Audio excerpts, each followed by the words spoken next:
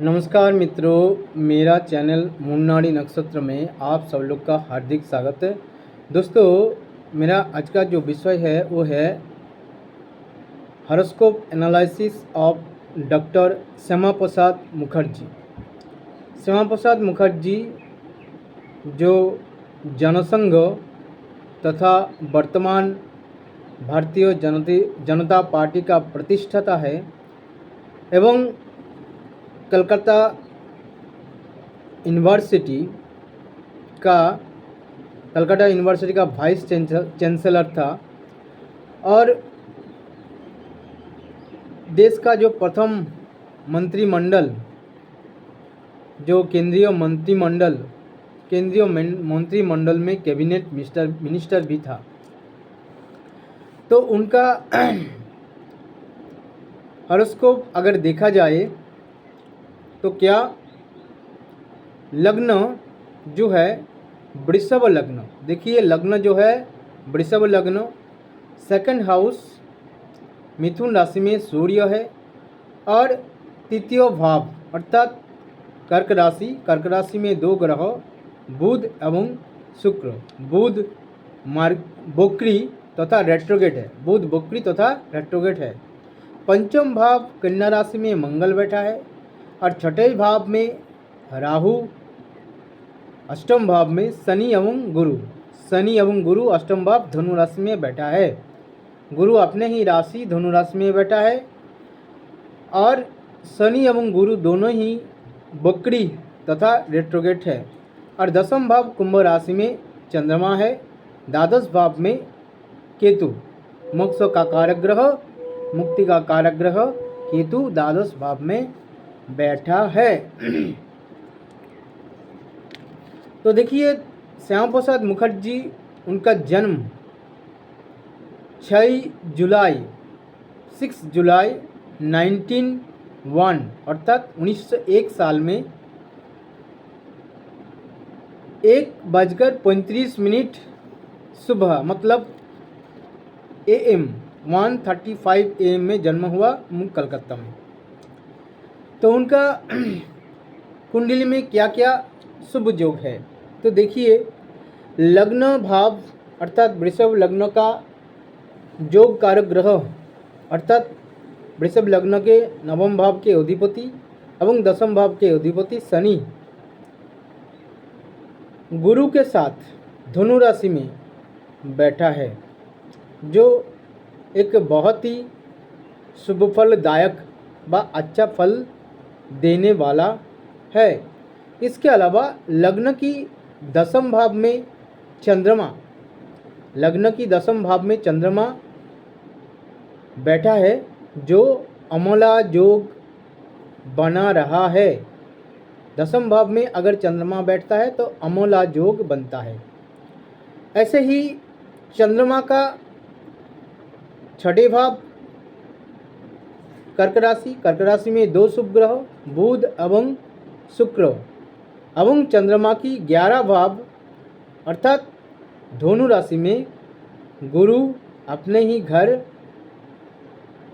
में अर्थात स्वराशि में बैठा है। अर्थात चंद्रमा की छठे भाव एवं 11 भाव में 3 शुभ ग्रह है। अगर कोई भी जातक या जातिका का जन्म कुंडली में लग्न या चंद्रमा की तृतीय, षष्ठ एवं द्वादश 3 भावों में तृतीय, षष्ठ एवं एकादश जो उपचय स्थान है, तृतीय, षष्ठ, एकादश, इस उपचय स्थान में अगर नैसर्गिक शुभग्रह अर्थात नेचुरल बेनिफिक प्लैनेट्स जैसे बुध, शुक्र, गुरु ये सब बैठता है तो वसुमती योग बनता है। ऐसे ही डॉक्टर श्यामा प्रसाद मुखर्जी का जन्म कुंडली में वसुमती योग है, जो जातक या जातिका को बहुत ही विद्या दिलाता है, शिक्षा दिलाता है, विद्वान या पंडित बनाता है और मान सम्मान भी दिलाता है।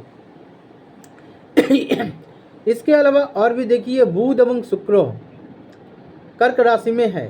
कोई भी जातक या जातिका का जन्म कुंडली में अगर बुध शुक्र कर्क राशि में बैठता है तो जातक या जातिका राजनीति में बहुत नाम कमा सकता है और जननेता अर्थात मास लीडर बन जाता है।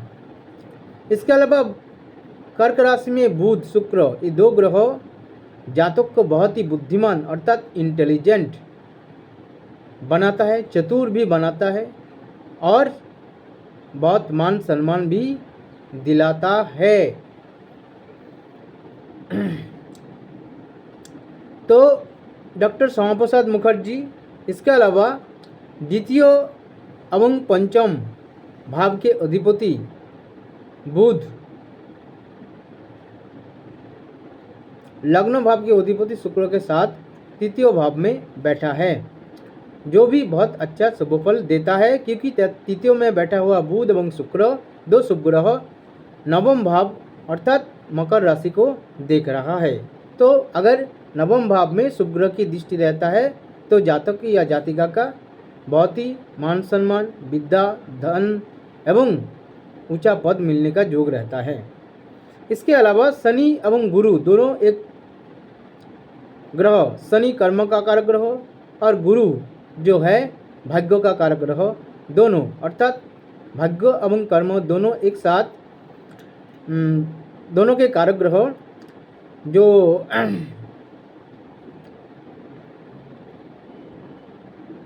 दोनों का कारक ग्रह धनु राशि में अर्थात कालपुरुष राशि चक्र का नवम भाव धनु राशि, जहाँ से उच्च शिक्षा और भाग्य, विदेश यात्रा ये सब देखा जाता है। तो ये सब धनु राशि में बैठे होने की वजह से जातक की भाग्य बहुत ही अच्छा और शुभफल रहा। इसके अलावा देखिए डॉक्टर श्यामा प्रसाद मुखर्जी एक एडुकेशनिस्ट अर्थात शिक्षाविद और शिक्षक भी, यहाँ तक कि वाइस चांसलर अब कैलकाटा यूनिवर्सिटी का वाइस चांसलर बन गया था, वो भी बहुत ही कम उम्र में 33 ईयर्स में। इसका कारण ये है कि धनु राशि में कर्म का कारक ग्रह एवं उच्च भाग्य का कारक ग्रह दोनों एक साथ बैठा है एवं कर्म भाग्य की कारक ग्रह गुरु अपने ही राशि में बैठा है। इसके अलावा दसम भाव में चंद्रमा जो अमला योग बना रहा है वो भी इतना शुभ फल दे रहा है। और उन्होंने पढ़ाई भी किया, किस लाइन में पढ़ाई किया, लॉ अर्थात बैरिस्टर बना। तो पढ़ाई ये देखिए शनि कर्म का कारक ग्रह गुरु के साथ है, गुरु से भी लीगल मैटर्स देखा जाता है, लॉ का एडुकेशन देखा जाता है। इसके अलावा विद्या का कारक ग्रह बुध वो भी शुक्र के साथ, शुक्र से भी विद्या जो है, जो लॉ अर्थात आइन या ऐसे आइन और लॉ जो एडुकेशन है वो भी देखा जाता है। इसलिए लॉ में उन्होंने पढ़ाई किया और बीए में फर्स्ट क्लास फर्स्ट रहा, क्योंकि पंचम भाव में मंगल भी बैठा है, क्योंकि मंगल बहुत ज़्यादा जातक या जातिका का बुद्धि दिलाता है अगर पंचम भाव में बैठता है तो। इसके अलावा द्वितीय भाव में सूर्य है, द्वितीय से भी विद्या देखा जाता है। तो द्वितीय भाव में सूर्य विद्या का कारक ग्रह है, क्योंकि सूर्य से प्रकाश या ज्योति देखा जाता है। जहाँ ज्योति या प्रकाश नहीं रहेगा वह विद्या कैसे रहेगा, और जहाँ ज्योति और विद्या प्रकाश रहेगा तहाँ विद्या रहेगा। इसलिए धनस्थान जहाँ से विद्या भी देखा जाता है तो वह सूर्य अर्थात विद्या का कारक ग्रह बैठा है। इसलिए उनका बहुत ही विद्वान था, बहुत ही शिक्षित पंडित व्यक्ति था। इसके अलावा विदेश यात्रा का योग भी देखिए, नवम भाव कालपुरुष राशि चक्र का नवम भाव में शनि एवं गुरु दोनों ही बैठा है। इसके अलावा देखिए गुरु एवं राहु एक दूसरे के 11 या तृतीय एकादश में, राहु की तृतीय भाव में गुरु और गुरु की 11 भाव में राहु बैठा है, अर्थात नाड़ी लिंक, नाड़ी ज्योतिष के हिसाब से नाड़ी लिंक बन रहा है। तो गुरु एवं राहु का जब कनेक्शन हो जाता है, नाड़ी लिंक हो जाता है, जातक या जाति का विदेश जाने का योग रहता है। तो डॉक्टर श्यामा प्रसाद मुखर्जी विदेश गए थे पढ़ाई करने के लिए। इसके अलावा और भी देखिए गुरु जो मान सम्मान के कारक ग्रह है वो सूर्य के साथ, सूर्य की सप्तम भाव में है और सूर्य की सप्तम दृष्टि में है, अर्थात सूर्य से भी मान सम्मान देखा जाता है, गुरु से भी मान सम्मान देखा जाता है। तो दो मान सम्मान के कारक ग्रह एक दूसरे के सप्तम भाव में बैठा है, इसलिए इतना मान सम्मान उनको अर्थात डॉक्टर श्यामा प्रसाद मुखर्जी को मिला है। इसके अलावा छठे भाव में देखिए राहु बैठा है। राहु से मुस्लिम संप्रदाय को देखा जाता है, मुस्लिम कम्युनिटी, इसलिए मुस्लिम लोगों के साथ उनका इतना सद्भाव नहीं था। विशेष रूप से उस समय मुस्लिम लीग के साथ उनका बहुत ही ज़बरदस्त टक्कर हुआ था एवं मुस्लिम लीग के हाथ से उन्होंने बंगाल का उस समय जो अनडिवाइडेड बंगाल था उसका आधा हिस्सा जो अभी वेस्ट बंगाल व पश्चिम बंगाल है छीन के लाया था और उन्होंने बंगाली हिंदू होमलैंड मूवमेंट का शुरू किया था एवं हिंदू जो कम्युनिटी व हिंदू संप्रदाय है उनके व सनातन संप्रदाय उनका नेतृत्व दिया था। तो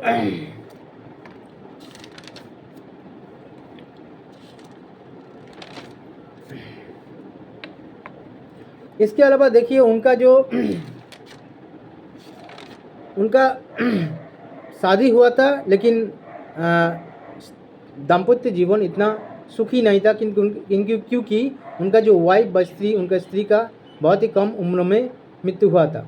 1922 साल में उनका शादी हुआ, 1933 साल में 1933 में उनका वाइफ का डेथ हुआ। इसका कारण ये है लग्न की सप्तम भाव जो वृश्चिक राशि है, दो पाप ग्रह, एक तरफ शनि है और दूसरी तरफ राहु है, दो पाप ग्रह की बीच में है। तो इसलिए सप्तम भाव जहाँ से पत्नी या पति देखा जाता है तो पीड़ित है, इसलिए दो पाप ग्रह के बीच में तथा पीड़ित है, इसलिए उनका जो दाम्पत्य जीवन इतना सुख नहीं मिला उनको। इसके अलावा गुरु अपने ही राशि में बैठा होने की वजह से एवं गुरु अपने राशि में वक्री होने की वजह से उनका 4 संतान थे और 4 संतान के बीच 2 पुत्र संतान 2 कन्या संतान। तो उनका पंचम भाव जो कन्या राशि है, एक स्त्री राशि है, वहाँ पर देखिए सप्तम भाव के अधिपति, सप्तम भाव भी स्त्री का कारक ग्रह है, तो उनका अधिपति मंगल जो स्त्री कारक ग्रह हो गया वो पंचम भाव में बैठा है, इसलिए पंचम से कन्या संतान व संतान भी देखा जाता है।